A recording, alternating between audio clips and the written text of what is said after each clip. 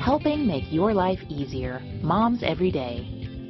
In today's society, plastic has become a preferred payment of many customers, and of course, there are many cards to choose from: debit, credit, and those cards that have reward programs.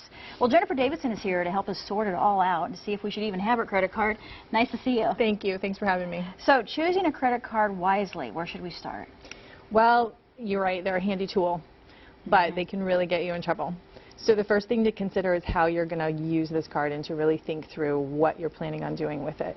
So if you plan to pay it in full every month, which you should, then the interest rate really doesn't matter because you're going to pay it off. Because otherwise it's high. Right. It could be really, really bad. If you do have a balance and you're going to carry a balance, of course you want the lowest possible interest rate. If you're going to use it for your daily purchases, and again, I'm going to reiterate, and you should be paying it off at the end of the month. But if you're not, if you know you're going to carry this balance, this is where you might want to consider a rewards program if you're using it for just everything that you're buying.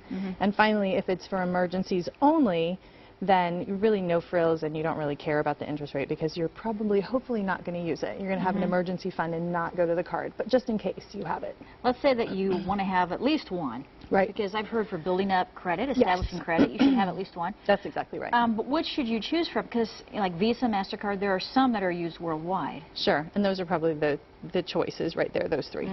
Visa, MasterCard, Discover. Maybe American Express, which is one you have to pay off every single month. Oh, you do? So if you want to use it for businesses, that's much more common on the American Express side. Now, many people like the rewards. I mean, is that a good perk, a good reason to do it? Many people do like the rewards. My take on that is that they generally come with an annual fee, maybe not always, but the travel ones are generally an annual fee, so you have to take that into account, and you have to track it then. It could be time consuming, and you never really hear wealthy people talking about, oh, I got so rich off of my points. Yeah, right? Or I took this free flight. Yeah. Do you do it at all? I don't. I don't do keep track of the points, no. Okay. So maybe we should have one credit card? Is that what One you're saying? credit card for the credit building purpose, and paying it off every single month. Okay, so you got to be disciplined with that. You have to be very disciplined. What about college students? I know that's kind of the first time you're exposed to credit cards. Yeah, and this is my heartstrings area.